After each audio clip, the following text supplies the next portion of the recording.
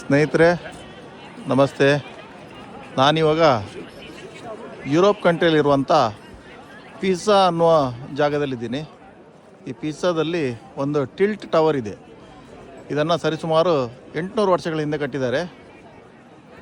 ಕಟ್ಟಿ ಕೆಲವೇ ವರ್ಷಗಳಲ್ಲಿ ಇದು ಒಂದು ಸೈಡ್ ಟಿಲ್ಟ್ ಆಗಲಿಕ್ಕೆ ಸ್ಟಾರ್ಟ್ ಆಗಿದೆ. ಅಂದರೆ ಒಂದು ಸೈಡ್ ವಾಲಲಿಕ್ಕೆ ಸ್ಟಾರ್ಟ್ ಆಗಿದೆ. ಸೊ ಇವಾಗ ಆವತ್ತಿಂದ ಇವತ್ತಿನವರೆಗೂ ಇದು ಕಂಟಿನ್ಯೂ ಆಗಿ ವಾಲ್ತಾ ಇತ್ತು. ಇವಾಗ ಅದನ್ನು ನಿಲ್ಲಿಸಿದ್ದಾರೆ.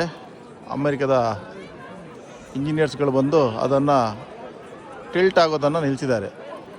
ಸೊ ಇದು ಯಾಕೆ ಟಿಲ್ಟ್ ಆಯಿತು, ಹ್ಯಾಕ್ ಟಿಲ್ಟ್ ಆಯಿತು, ಇನ್ನು ಯಾರಿಗೂ ತಿಳಿಯದ ಅಗೋಚರ ವಿಸ್ಮಯ. ಯಾಕಂದರೆ ಈ ಪಿಸಾ ಅನ್ನೋ ಜಾಗದಲ್ಲಿ ಇದೊಂದೇ ಇರೋದು ಟೂರಿಸ್ಟ್ ಅಟ್ರಾಕ್ಷನ್. ಸೊ ಇದು ಬಿದ್ದೋಯ್ತು ಅಂದರೆ ಆಮೇಲೆ ಪಿಸಾ ಅನ್ನೋ ಹೆಸರು ಮ್ಯಾಪಲ್ಲಿ ಇರಲ್ಲ.